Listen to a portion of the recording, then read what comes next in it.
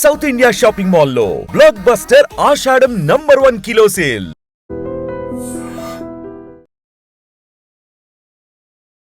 ఇప్పుడంతా మాట్లాడుకుంటోంది నిమిష ప్రియ గురించే.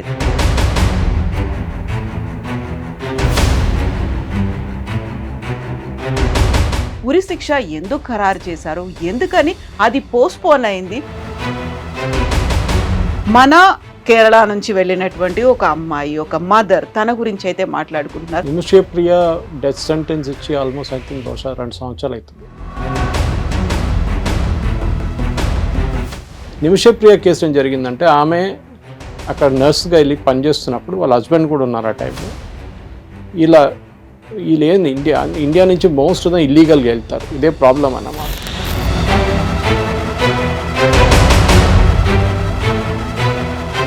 ఇల్లీగల్గా అక్కడ వెళ్ళి ఒక జాబ్ చెప్తారు, అక్కడ వెళ్ళినప్పుడు ఇంకో జాబ్ చేపిస్తారు. ప్రజెంట్ సిచ్యువేషన్ అయితే వాడు బ్రదర్, చనిపోయిన వ్యక్తి బ్రదర్ అయితే మాకు ఆ బ్లడ్ మనీ వద్దు అనేది కూడా చాలా గట్టిగా చెప్తున్నారు. సో పన్నుకి పన్ను, ప్రాణానికి ప్రాణం అన్నట్టు. They are not an educated cult. Desert కల్ట్లో ఏంటంటే ఒకరిని కంపేర్ అంటే నేను వాడిని చంపేస్తాను.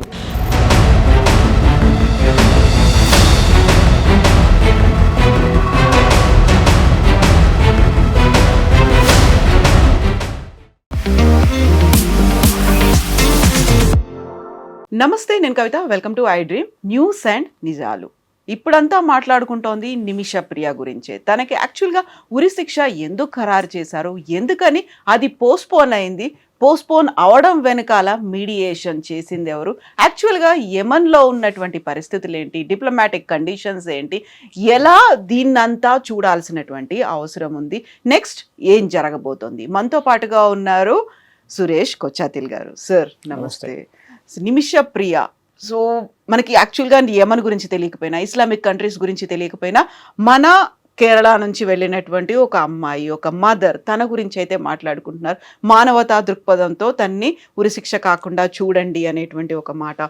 దీంతో పాటుగా ఆవిడకి ఉరిశిక్ష పడకుండా చేసినటువంటి ఒక గ్రాండ్ ముఫ్తీ గురించి కూడా చర్చలు జరుగుతున్నాయి. ఏం జరిగింది సార్ ఈ ఎంటైర్ ఎపిసోడ్లో? నిమిష ప్రియ డెత్ సెంటెన్స్ ఇచ్చి ఆల్మోస్ట్ ఐ థింక్ బహుశా 2 సంవత్సరాలు అవుతుంది. కానీ లాస్ట్ 1 ఇయర్లోనే కొంచెం న్యూస్ బయటకు వచ్చింది. ఆమె ఒక నర్స్గా పనిచేస్తుండే యెమెన్లో. ఫస్ట్ ఆఫ్ ఆల్ మనకి డిప్లొమాటిక్ రిలేషన్స్ లేదు యెమెన్తో. ఇప్పుడు కాదు, ఆల్మోస్ట్ 4-5 సంవత్సరాల నుంచి లేదు. ఎందుకంటే అక్కడ రెబెల్స్ వచ్చి వాళ్ళ హూతీస్ ఉంటారు, వాళ్ళ క్యాపిటల్ సనా పట్టుకున్నారు. కొంచెం యెమెన్, హాఫ్ ఆఫ్ యెమెన్ వాళ్ళ దగ్గర ఉంది, మిగతా హాఫ్ అక్కడ ఉన్న రెగ్యులర్ గవర్నమెంట్ దగ్గర ఉంది. ఈ హూతీస్ ఏమో ఇరాన్ ఫండ్ చేస్తున్న group, like Hamas and Hezbollah. మిగతా పోర్షన్ ఏమో సౌదీ అరేబియా, మిగతా కంట్రీ సపోర్ట్ చేస్తున్నాం, యుఎస్ కూడా.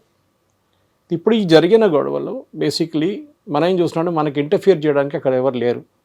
మనకి ఎంబసీ లేదు, ఏం లేదు అక్కడ. అందరు బయట, అందరు వెళ్ళిపోయారు అక్కడి నుంచి, ఎవరు లేరు అక్కడ. డిప్లొమాటిక్ అని చెప్పి ఒక కన్సులేట్ ఏం లేదు అక్కడ.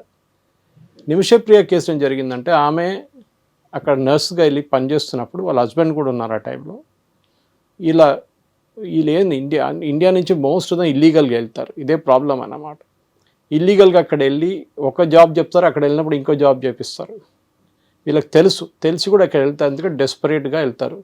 అక్కడి నుంచి ఎట్లయినా బయటపడి యూరోప్కి వెళ్ళాలని చూసుకుంటారు వాళ్ళు. అది వాళ్ళ అనమాట. ఎవరైనా నర్సింగ్ ప్రొఫెషన్లో అన్నిటికంటే ఎక్కువ ఎర్నింగ్ చేసేది యూరోప్ అండ్ యుఎస్. సో ఒకసారి మీరు మిడిల్ ఈస్ట్కి వెళ్ళి అక్కడ పనిచేసిన తర్వాత 3 సంవత్సరాల తర్వాత లక్ పడితే మీరు యూరోప్కి వెళ్ళిపోవచ్చు, లేకుంటే యూఎస్కి వెళ్ళిపోవచ్చు. ఈమె కేసు ఏం జరిగిందంటే, వీళ్ళ హస్బెండ్ని వాళ్ళ ఓనర్, క్లినిక్ ఓనరు రిటర్న్ పంపించేశారు. ఈమె ఇక్కడ ఉండని, మీరు వెళ్ళిపోండి అని చెప్పేసి. ఆయన వెళ్ళిపోయాడు. దాని తర్వాత ఈమె మీద చాలా అత్యాచారాలు చేశారు, సెక్షువల్ హరాస్మెంట్ అంటున్నారు, మిగతా అంటున్నారు. ఆమె పాస్పోర్ట్ తీసుకొని పెట్టుకున్నారు, ఆమెకి పాస్పోర్ట్ ఇవ్వకుండా ఆమెని కొట్టడం మొదలుపెట్టారు. లాస్ట్ ఒకరోజు విసుకొచ్చి ఆమె ఏం చేసిందంటే సెడేటివ్ ఇంజెక్షన్ ఇచ్చేసింది. మనం యూజువలీ లోకల్ అనస్థీషియా చేస్తాం కదా, దాంట్లోనే సెడేటివ్ ఇచ్చేసింది ఆమె. కానీ డోస్ కొంచెం ఎక్కువైపోయింది అది. దాంతో ఆయన చనిపోయాడు, యంగ్ ఫెలో. చనిపోతే వాళ్ళ మీద కేసు నడిచింది. అక్కడైతే షరియా కోర్ట్స్, రెగ్యులర్ కోర్ట్స్ లేవు మన దగ్గర.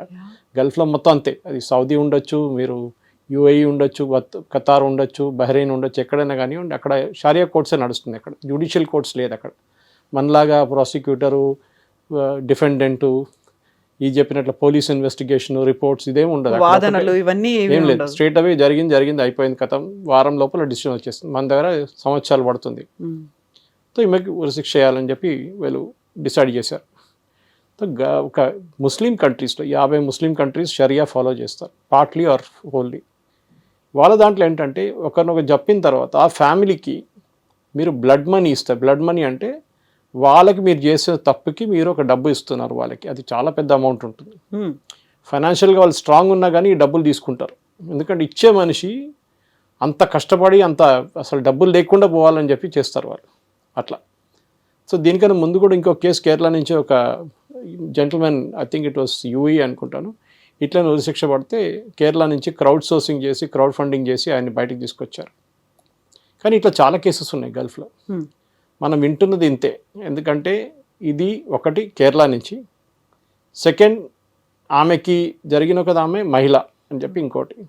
కానీ నార్త్ ఇండియా నుంచి చాలామంది ఇట్లనే గల్ఫ్లో జైల్స్లో ఉన్నారు. ఎవరు వాళ్ళని పట్టించుకోవట్లేదు. పబ్లిసిటీ లేదు, ఏం లేదు. పాపం వాళ్ళు కొంతమంది అయితే 2 వారాల ముందే ఒకరిని తీసేశారు, ఉరిశిక్ష చేసేసారు. ఎవరు పట్టించుకోలేదు. నిమిషప్రియలాగా ఆమెకు పబ్లిసిటీ లేదు పాపం. సో అట్లా ఒక 10-15 మంది ఈజీగా గల్ఫ్లో ఉన్నారు వెయిటింగ్ ఫర్ డెత్ సెంటెన్స్, అంటే death to be carried out, sentence to be carried out. Nimisha Priya కేసులో ఏమైందంటే లాస్ట్ మినిట్లో కూడా వీళ్ళు బ్లడ్ మనీ ఆఫర్ చేస్తే ఫ్యామిలీ తీసుకోరని చెప్పారు. ఎందుకంటే they are a very rich family, మాకు వద్దు, ఏమొద్దు అని చెప్పారు. సరే అని చెప్పి కేరళలో ఒక పొలిటికల్ హాట్ పొటాటో అయిపోయింది. ఒకటి ఫస్ట్ వీళ్ళందరూ ఏమనుకున్నారంటే హిందూ అనుకున్నారు ఆమె, నిమిషా ప్రియ అని వినంగానే హిందూ అనుకొని బీజేపీ వాళ్ళు ఏం చేయట్లేదని చెప్పి గొడవ మొదలు పెట్టారు. సో బీజేపీ వాళ్ళు అన్నారు మేమెందుకు చేయాలి, హిందూనా ముస్లింనా క్రిస్టియన్ మాకు పని లేదు, ఆమె యాక్చువల్లీ క్రిస్టియన్. అప్పుడే తెలిసింది ఆమె మూడో పేరు చూస్తే ఆమె షీజ్ ఎ క్రిస్టియన్. సరే వాళ్ళ చర్చ్ నుంచి ఏమైనా వచ్చిందో వాళ్ళ తరఫు నుంచి ఏం రావట్లేదు. ఎందుకంటే వాళ్ళకి తెలుసు వీళ్ళు డబ్బులు తీసుకోరు, ఏం చేయలేము. ఫస్ట్ ఆఫ్ ఆల్ అక్కడ గవర్నమెంటే లేదు, ఎవరితో మాట్లాడతారు మీరు? అవును, ఇప్పుడు గవర్నమెంట్ ఉంటే కదా మాట్లాడదు. అక్కడ మొత్తం టెర్రరిస్టులు ఉన్నదంతా. మనం కూడా వాళ్ళ మీద పోరాడుతున్నాము. అదే మనం కూడా వాళ్ళ మీద అప్పుడప్పుడు కంప్లీట్ దాంట్లో ఇండియన్ నేవీ పెట్రోల్ చేస్తున్నారు, వాళ్ళ మీద ఫైర్ చేస్తున్నాం, అన్ని చేస్తున్నాం మనం. కానీ అక్కడున్న దాని మీద ఇప్పుడు పాలిటిక్స్ ఎక్కడ వచ్చిందంటే ఈ గ్రాండ్ ముఫ్తీ అని చెప్పి ఆయన ఉన్నారు, అబూబకర్, ఓకే, ముస్లియార్ అని చెప్పేసి, కానాపురం ముస్లియార్ అని. ఆయన ఏం చేశాడు, నేను మాట్లాడతా అని చెప్పి అక్కడ ఇంకొక ఆయనతో మాట్లాడుతున్నాను. ఇంకొక సున్నీ ప్రీస్ట్, వీళ్ళు సున్నీస్, షియా కాదు వీళ్ళు సున్నీస్, సున్నీ ప్రీస్ట్తో మాట్లాడుతున్నారు.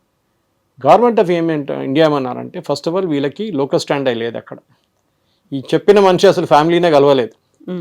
కానీ అక్కడ ఒక నిమిషప్రియ యాక్షన్ గ్రూప్ అని ఇక్కడ సెటప్ చేశారు. ఒక 2-3 యమన్లో పనిచేస్తున్న ఇండియన్స్, దాంట్లో 2 మలయాళీస్ అనుకుంటే, ఒక ఆయన నార్త్ ఇండియన్ ఉన్నారు. వీళ్ళు ఆల్రెడీ చాలా సంవత్సరాల నుంచి ఆల్మోస్ట్ 6 నెలల నుంచి కొట్లాడుతున్నారు, దీనికోసం పోరాడుతున్నారు. చాలా మటుకు వాళ్ళ ఫ్యామిలీని కలవడం ట్రై చేశారు, అన్నీ చేశారు, ఏం కాలేదు. ఇప్పుడు జరిగిన దాంట్లో ఏం జరిగిందంటే గవర్నమెంట్ ఆఫ్ ఇండియా ఈ ఉమ్మన్ చాండీ కొడుకు, చాండీ ఉమ్మన్ అని ఉన్నారు, కేరళలో ఎమ్మెల్యే, ఆయన వెళ్ళి గవర్నర్ ఆర్లేకర్ని కలిశారు కేరళలో రాజ్భవన్లో. కలిసి ఇట్లా మాట్లాడితే ఆర్లేకర్ గారు వాళ్ళ ఫ్యామిలీతో మాట్లాడారు, కేరళలో ఉన్న ఫ్యామిలీతో. వాళ్ళ మదర్ ఆల్రెడీ అక్కడ ఉన్నారు యమన్లో, ఈ అమ్మాయి మదర్, ఆమెతో కూడా మాట్లాడింది. మేమేమైనా చేస్తామని చెప్పి. ఆర్లేకర్ గారు ఆర్ఎస్ఎస్ మంచి మాట వింటారు సెంట్రల్ గవర్నమెంట్లో. సో మాట్లాడారు. సెంట్రల్ గవర్నమెంట్ తెలిసిపోయింది, మాకు దీంట్లో అసలు పట్టలేదు, అసలు మనం ఏం చేయలేమని చెప్పి సుప్రీంకోర్టులో కూడా మన స్టేట్మెంట్ ఇచ్చారు. 3 రోజుల ముందు కేసు వచ్చింది. సుప్రీంకోర్టు అడిగారు మీరు ఏం చేయగలరంటే మేమేం చేయలేము, it is beyond our control. ఇంకా మాకు అక్కడ ఏం లేదు, ఎవరు తెలియదు, అక్కడ మొత్తం ఒకరి మీద ఒకటి పోరాటం నడుస్తుంది, అక్కడ చచ్చిపోతున్న మనుషులు రోడ్డు మీద, మేము ఏం చేయలేమని చెప్పారు. ఎవరితో మాట్లాడాలో ఏం లేదు, nothing, no government there first of all మాట్లాడడానికి. సో ఆ పొజిషన్స్లో గవర్నమెంట్ ఏం చేశారంటే సరే అని చెప్పి సౌదీ అరేబియాతో మాట్లాడారు. సౌదీ అరేబియన్ గవర్నమెంట్కి పట్టుంది, at least the other part of it, the Sunni part of it, Shia part వాళ్ళ దగ్గర ఎక్కువ పట్టలేదు. సో వాళ్ళు ఏం చేశారంటే వాళ్ళ రిప్రజెంటేటివ్స్ ఉన్నారు చాలామంది అక్కడ, వాళ్ళ ఎంబసీ కూడా ఉందంత ఉంది. వాళ్ళు మాట్లాడారు. వాళ్ళు మాట్లాడి ఏం చేయాలంటే ఫస్ట్ స్టెప్ ఏం చేయాలంటే ఫ్యామిలీతో కలవడం సెకండరీ, ఫస్ట్ పోస్ట్పోన్ చేద్దాం. ఎందుకంటే ఇవాళ పొద్దున ఉండే, రాత్రి 12 గంటల తర్వాత ఎప్పుడైనా చేయొచ్చు అని చెప్పి డిసిషన్ ఉండే అనమాట, ఉరిశిక్ష. దాన్ని పోస్ట్పోన్ చేయించారు. That itself is a big victory. కానీ కేరళలో పండుగ ఏం చేసుకుంటే యూనియన్ గవర్నమెంట్ యూజ్లెస్, ఏం చేయలేదు మోదీ.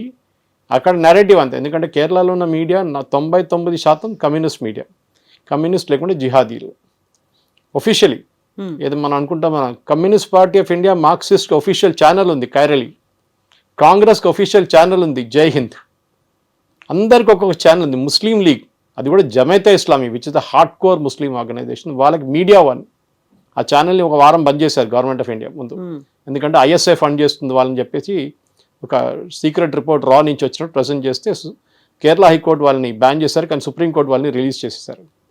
అది ఇంకో స్టోరీ. అది ఈ కేసు ఏం జరిగిందంటే సౌదీ అరేబియా అన్నారు ఫస్ట్ మనం పోస్ట్పోన్ చేపిస్తాం, దాని తర్వాత మనం చూద్దాం ఏం చేయాలని చెప్పేసి. ఎందుకంటే అక్కడ జడ్జి లేదు, జ్యూరీ లేదు, అడ్వకేట్ లేరు, ఎవరు లేరు అక్కడ. పాడన్ ఎవరు చేస్తారు? అక్కడ ఒక సుప్రీంకోర్టు ఉందంటే వాళ్ళతో పాడన్ చేయించారు, పోస్ట్పోన్ చేయించారు. ఆర్డర్ వచ్చింది నిన్న సాయంత్రం. ఇప్పుడు దానికోసం కేరళలో క్రెడిట్ ఎవరు బీజేపీ క్రెడిట్ ఇవ్వకూడదు కదా అక్కడ. సో లక్కీలీ ఏమైందంటే రాత్రి నిన్న Nimisha action council members Yemen నుంచి నిన్న మలయాళం ఛానల్స్తో మాట్లాడారు. ఓకే, మాట్లాడి దాంట్లో చెప్పారు వాళ్ళు క్లియర్గా, ఈ ముఫ్తీ ఈయన ఉన్నాడు కదా, గ్రాండ్ ముఫ్తీ అని చెప్పి నడుస్తున్నాడు కేరళలో, ముస్లియారు, ఆయనకి దీంతో సంబంధం లేదు, ఆయన ఎవరితో మాట్లాడలేదు, ఆయన మాట్లాడే మనిషి ఒక డెసిగ్నేటెడ్ యుఎన్ టెర్రరిస్ట్, ఆయన మాట్లాడుతున్న సున్నీ లీడరు అక్కడున్న is a designated UN terrorist, ఆయనతో మాట్లాడుతున్నారు అని చెప్పారు. సరే అది ఎట్లయినా నిన్న రాత్రి అక్కడ ఆగిపోయింది. ఇప్పుడు ముందుకేం జరుగుతుందని మనం చెప్పలేము, ఎందుకంటే ఫ్యామిలీకి అలవట్లేదంట, వాళ్ళకి అసలు ఇంట్రెస్టే లేదంట, వాళ్ళేమో వీళ్ళని చంపేసాలని చెప్తున్నారంట, అంతే, వాళ్ళకి ఇంకేం వద్దు అంటున్నారు, you will not agree for blood money అంటున్నారు. అట్లాంటి పరిస్థితుల్లో మనం ఏం చేయలేము, ఎందుకంటే మనకి ఫస్ట్ వాళ్ళు ముందు చెప్పినట్లు డిప్లొమాటిక్ రిలేషన్స్ లేదు, ఏం లేదు, మనకు అక్కడ పట్టలేదు. ఉన్నది సౌదీ అరేబియా గవర్నమెంట్కి ఒకటే ఉంది అక్కడ. సౌదీ అరేబియా గవర్నమెంట్ మాట్లాడుతున్నారు, వాళ్ళు నేను చేపిస్తానులే అంటున్నారు.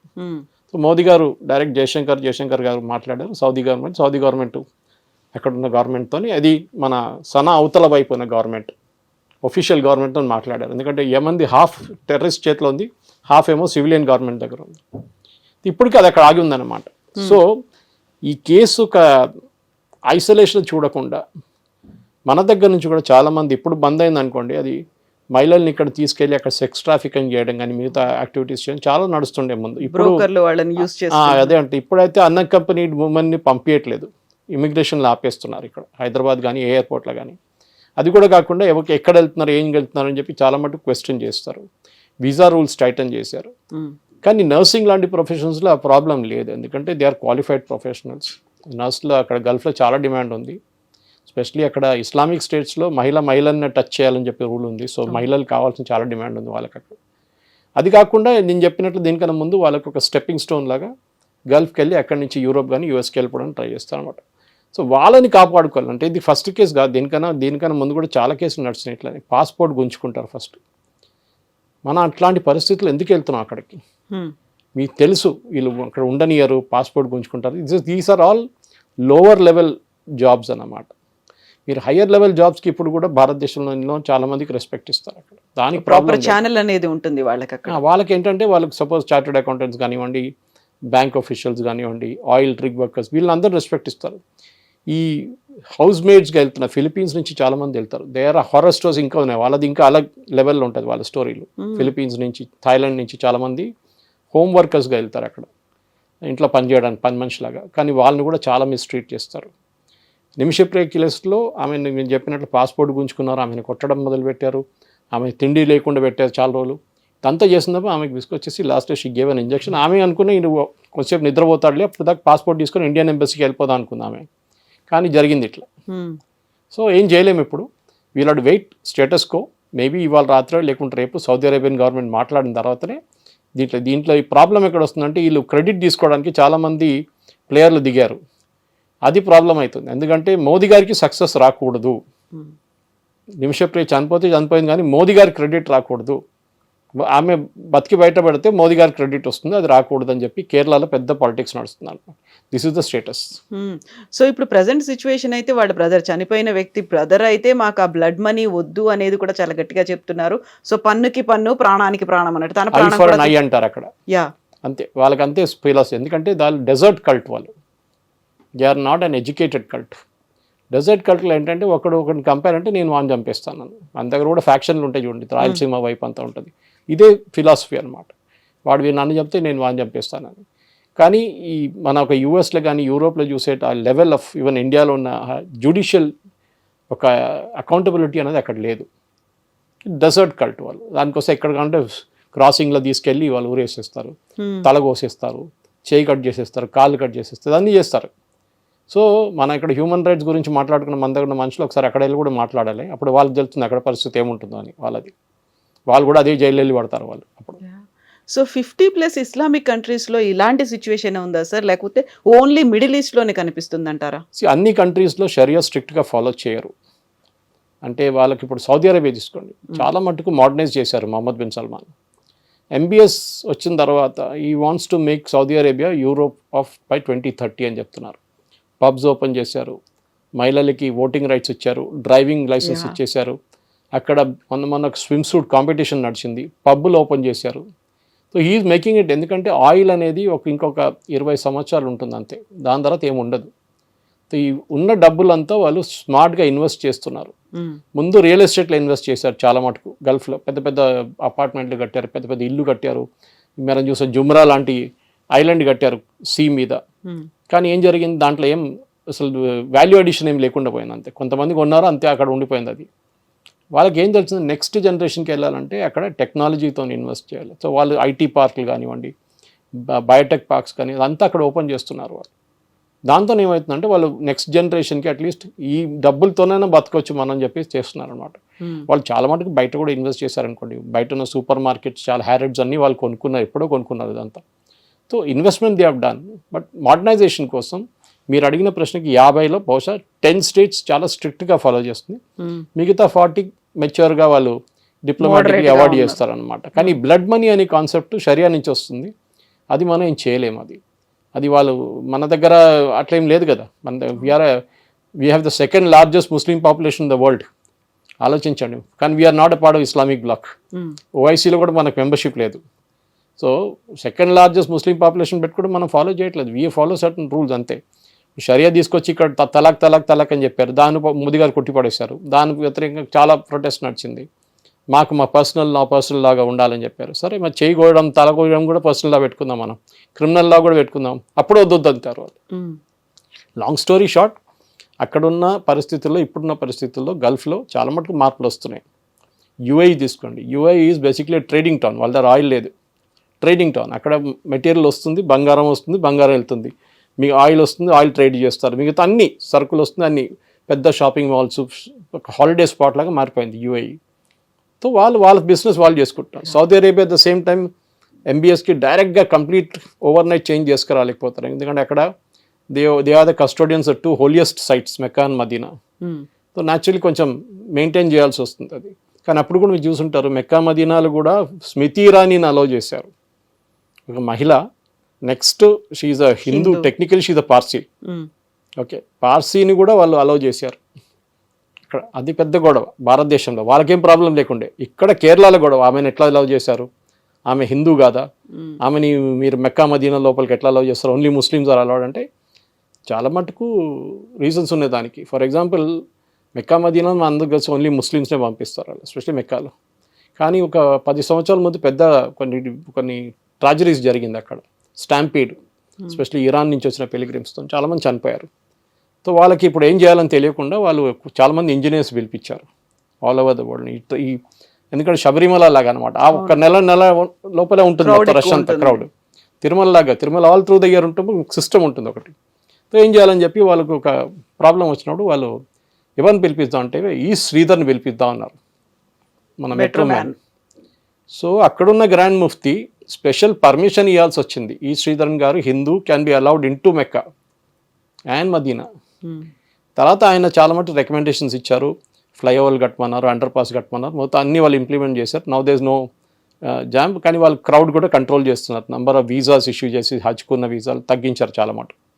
నేను చెప్పడానికి ఏమొస్తున్నా అంటే, ఇది ఒక నిమిషప్రియ కేసు నుంచి మనం గల్ఫ్కి వచ్చి గల్ఫ్ నుంచి మనం షరియా గురించి మాట్లాడుతున్నప్పుడు అన్ని గల్ఫ్ కంట్రీస్ కాకుండా మిడిల్ ఈస్ట్లో కొన్ని కంట్రీస్, ఇప్పుడు మనం ఆఫ్ఘనిస్తాన్ తీసుకుందాం. Afghanistan is a very hard core, I mean షరియాకి ఎక్స్ట్రీమ్ అన్నమాట. అది తాలిబాన్లు కూడా ఇక్కడ అది కాదు కదా. సో మీ అదే టైంలో సౌదీ అరేబియా చూస్తే చాలా మటుకు మోడర్నైజ్డ్ ఉంది, UAE ఈజ్ మోడర్నైజ్డ్. సో ఉన్నాయి కొన్ని కంట్రీస్, కానీ చాలా మటుకు ఇప్పుడు మన పాత దాంట్లో చూస్తే ఇరాక్ ఉండే ఒకటి, ఇరాన్ చూడండి ఇప్పుడు కూడా స్ట్రిక్ట్ షరియా ఫాలో చేస్తారు వాళ్ళ దాంట్లో అంతే. సో టైం తీసుకుంటుంది, కానీ మన దాంట్లో కూడా మన వాళ్ళు ఇక్కడి నుంచి వెళ్ళేటోళ్ళు కూడా గుర్తుపెట్టుకోవాలి, మనం ఇంకో దేశంకి వెళ్ళినప్పుడు అక్కడ ఉన్న లాస్ మనం పాటించాలి.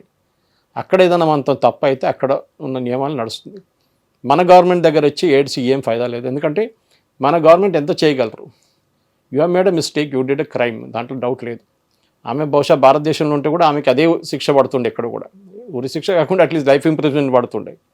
So that will happen anyway. ఇప్పుడు కూడా డబ్బులు కడితే కూడా ఆమెకు పనిష్మెంట్ వాళ్ళు దే వోంట్ అలౌ హర్. మొన్న జరిగిన నేను చెప్పాను చూడండి, గల్ఫ్లో ఇంకో స్టేట్లో ఇట్లనే డబ్బులు ఇచ్చి ఒక కేరళ నుంచి ఒక ఆయన్ని వీళ్ళు ఫ్రీ చేసుకున్నారు బ్లడ్ మనీ ఇచ్చి, కానీ ఆయనకి 20 సంవత్సరాలు పనిష్మెంట్ ఇచ్చారు వాళ్ళు.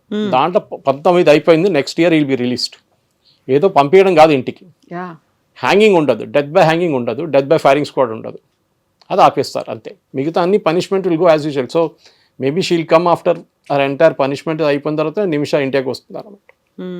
ఒకవేళ ఇఫ్ ఆల్ గోస్ వెల్, ఇప్పుడు ఆల్ గోస్ వెల్ అదంతా మనం చెప్పలేము, ఎందుకంటే that area's very unstable area. అది మన అందరికి తెలిసిందే. ఇప్పుడు జరిగిన దాంట్లో కూడా ఎప్పుడు కూడా గొడవలు ఉన్నాయి హూతీలతో. నిన్న కూడా అమెరికన్స్ ఫైర్ చేశారు హూతీల మీద. సో అక్కడ ఉన్న సిచ్యువేషన్ మనకు తెలియదు, అక్కడ గవర్నమెంట్ లేదు, కానీ సౌదీ అరేబియా మన కోసం మాట్లాడుతుంది.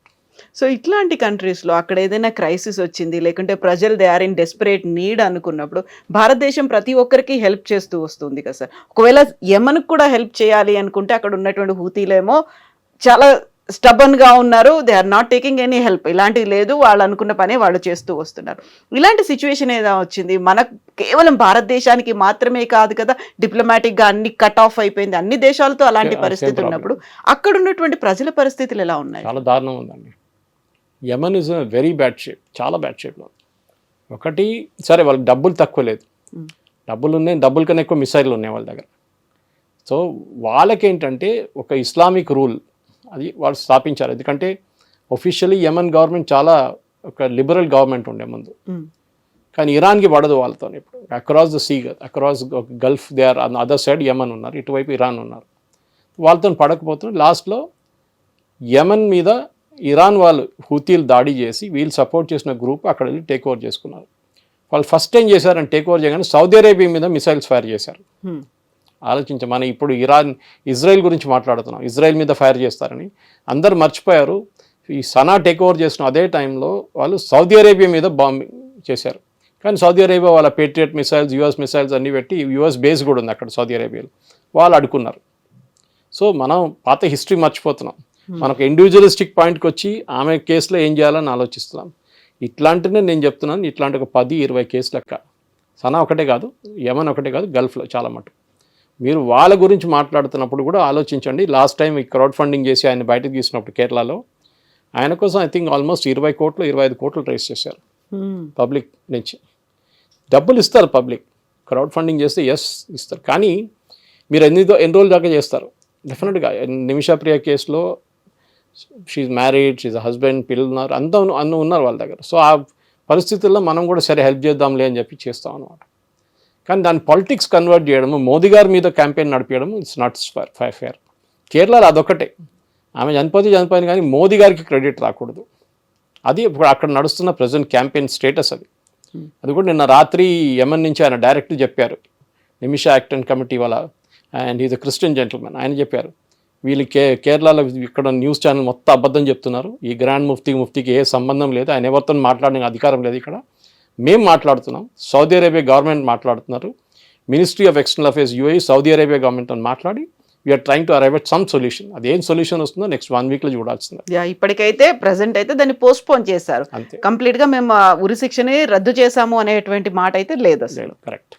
Yes sir, thank you so much sir. Thank you sir. నిజంగా ప్రస్తుతం ఉన్నటువంటి సమాజం దేనికి ప్రయారిటీ ఇస్తుంది? ఆర్థిక సంబంధాల చుట్టూ మాత్రమే తిరుగుతుంది. మళ్ళీ ఎన్నికలంగానే చాలా విరక్తి కలుగుతాను. మంచి అనిపిస్తుంది కదా, లేడీస్ కూడా ఛాలెంజింగ్ జాబ్స్ చేసినప్పుడు చాలా బాగుంటది. ట్రాఫిక్ అసిస్టెంట్స్ గా నియమించిన ట్రాన్స్జెండర్స్ అందరితో సాల్యూట్ చేయించుకుంటున్నారు. ఫుడ్ డెలివరీ ఇవ్వటానికి వెళ్ళినటువంటి డెలివరీ బాయ్ అనిల్ పై కళ్ళ ముందు పెళ్ళండి కొట్టి